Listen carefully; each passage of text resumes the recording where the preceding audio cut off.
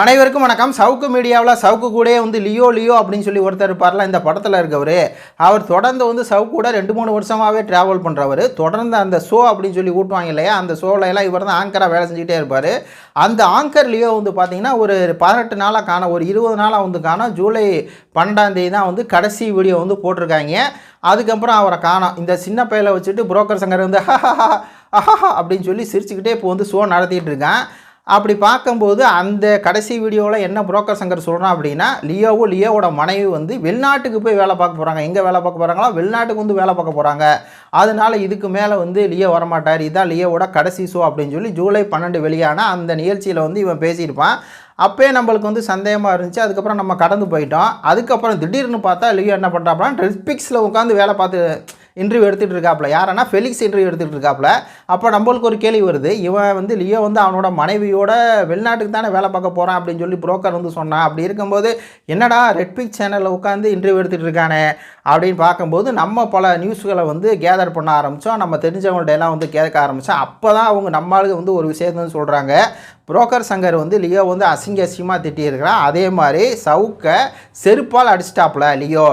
2 பேர்த்துக்கு வந்து சண்டை ஏற்பட்டுருச்சு.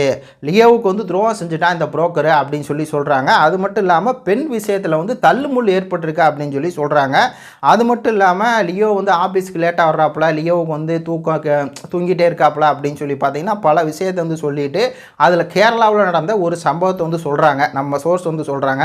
அதாவது கொஞ்ச நாளைக்கு முன்னாடி கேரளாவுக்கு வந்து பார்த்திங்கன்னா ஒரு டீமாக போயிருக்காங்க. அதில் சவுக்கு சங்கர், மாலதி, அப்புறம் லியோ, இன்னும் நிறையா பேர் வந்து போயிருக்காங்க. அங்கே போயிருக்கும்போது ஒரு தள்ளுமுள் வந்து 2 பேர்த்துக்கு ஏற்பட்டிருக்கு. நானா நீயா அப்படிங்கிற ஒரு தள்ளுமுள்.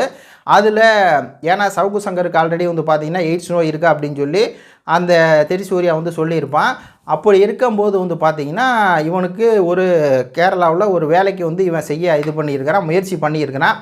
அதில் வந்து 2 பேர்த்துக்கு தள்ளுமுள்ளாக இருக்குது. அது வந்து லியோ வந்து பார்த்திங்கன்னா அது ஒரு வாக்குவாதம் மாதிரி ஆயிடுச்சு. அந்த எதனால விஷயம் அப்படின்னு சொல்லி இப்போ ஓப்பனாக சொல்ல வேணாம், அது எதனால அப்படின்னு சொல்லி உங்களுக்கே தெரியும். அப்போ 2 பேரும் மாற்றி ஆபாசமாக வந்து பேசிக்கிறாங்க. அதில் மெயினாக சவுக்கு சங்கர் வந்து லியோவை வந்து பார்த்திங்கன்னா அந்த மோனே இந்த மோனே நீ உனக்கெல்லாம் யார், நீ எல்லாம் ஒரு ஆளாடா, நீ எல்லாம் வந்து ஒன்றுமே இல்லாத ஒரு தற்குறி, உனக்கெல்லாம் ஒரு இளவும் தெரியாது, நான் தான் சவுக்கு மீடியா ஓனரு. அப்படி இருக்கும்போது நீ வந்துட்டு என்கிட்ட வேலை பார்த்துட்டு என்னையவே வந்து இந்த மாதிரி நீ இது பண்ணுறியா அப்படின்னு ஒரு தள்ளுமுள்ளாக இருக்குது.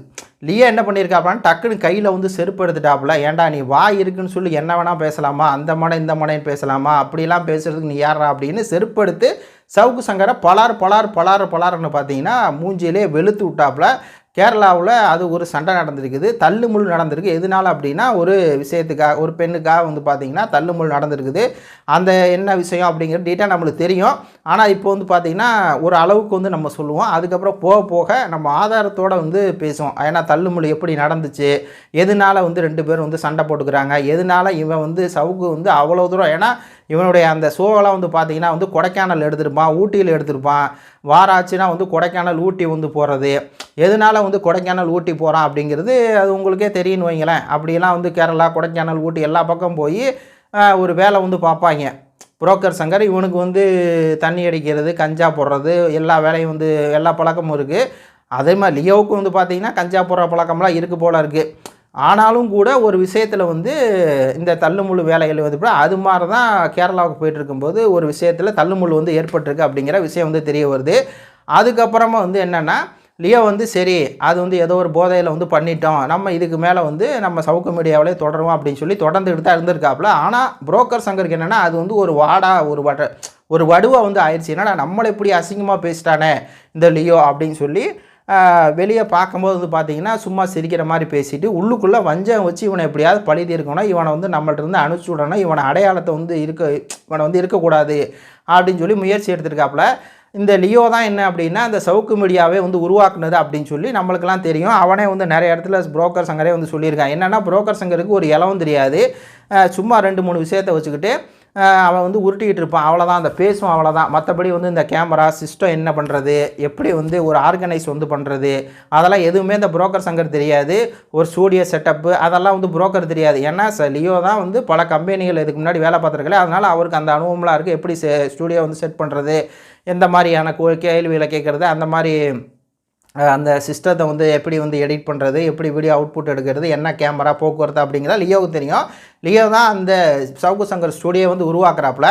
அது மட்டும் இல்லாமல் லியோ தான் தொடர்ந்து புரோக்கர் சங்கருக்கு ஆதரவாக இருக்கக்கூடிய ஒரே ஒரு நபர். இதே புரோக்கர் சங்கர் வந்து இதுக்கு முன்னாடி முத்தலீஃப் அப்படின்னு சொல்லி ஒருத்தர் இருக்கார். அவரை இதே மாதிரி தான் வந்து புரோக்கர் சங்கர் வந்து ஆபாசமாக வந்து பேசி, இஷ்டத்துக்கு வந்து பேசி, என்ன அப்படின்னா அதில் முத்தலீஃப் வந்து பார்த்திங்கன்னா இவன் வந்து ஜெயிலுக்கு போகிறான்.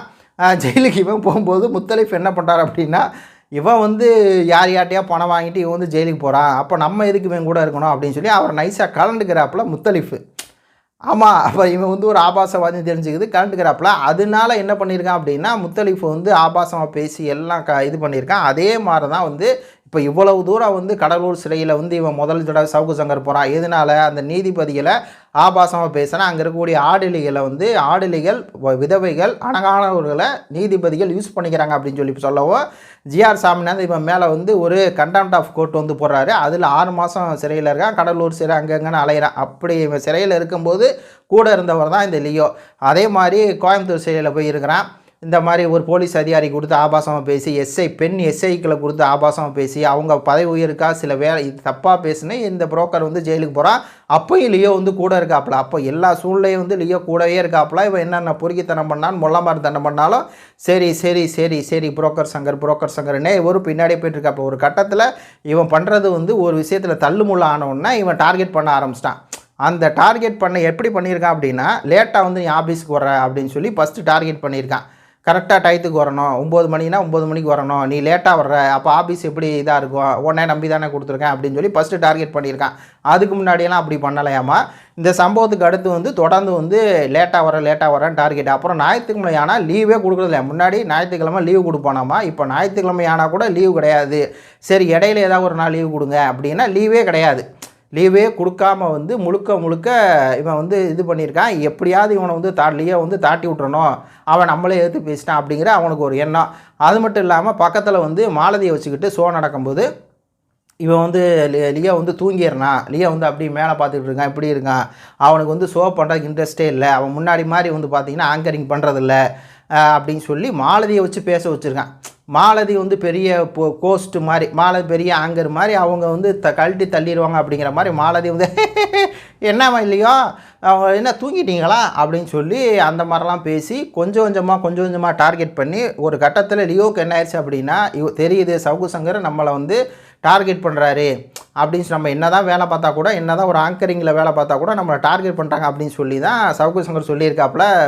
லியோ வந்து சவுக்கு சங்கர் சொல்லியிருக்காப்புல, சார் நான் வந்து வேலையை விட்டு போகிறேன் சார், ஆனால் காரணம் வந்து பார்த்திங்கன்னா நம்மளை சண்டை போட்டு பிரியற மாதிரி வேணாம், இப்போ எனக்கு கல்யாணம் ஆயிடுச்சு, நானும் என் மனைவி வெளிநாட்டுக்கு வேலைக்கு போகிறோம் அப்படிங்கிற மாதிரி சொல்லி இதை நம்ம முடிச்சிடலாம் சார், நம்முடைய பையனை வந்து நான் உங்கள் கூட இருந்தேன், கடைசியில் நம்ம 2 பேத்துக்கு வந்து ஒரு தள்ளுமுள்ள ஆகி போச்சு, நம்ம 2 பேரும் பேசிக்கிட்டோம், இப்போ நம்ம வெளியே போகும்போது நம்ம வந்து ஒரு இதாகவே வந்து போயிடலாம் அப்படின்னு சொல்லி அந்த மாதிரி பேசிட்டான். கடைசியில் அந்த ஜூலை 12ஆம் தேதி அந்த வீடியோவில் வந்து பார்த்திங்கன்னா நான் வந்து வெளிநாடு வந்து போகிறேன் என்னோட மனைவியோடன்னு சொல்லி வெளியே வந்திருப்பேன். ஆனால் உண்மையான காரணம் என்ன அப்படின்னா, சவுக்கு சங்கர் அசிங்கமாகவும் ஆபாசமாகவும் வந்து நடந்துக்கிட்டாப்புல லியோவும் சும்மா இல்லை, செருப்பாலேயே வந்து அடிச்சிட்டாப்புல சவுக்கு சங்கர் அப்படிங்கிறதா வந்து நியூஸாக வந்து இப்போ நம்மளுக்கு கிடைச்ச தகவல்படி நியூஸாக வந்து வந்திருக்குது.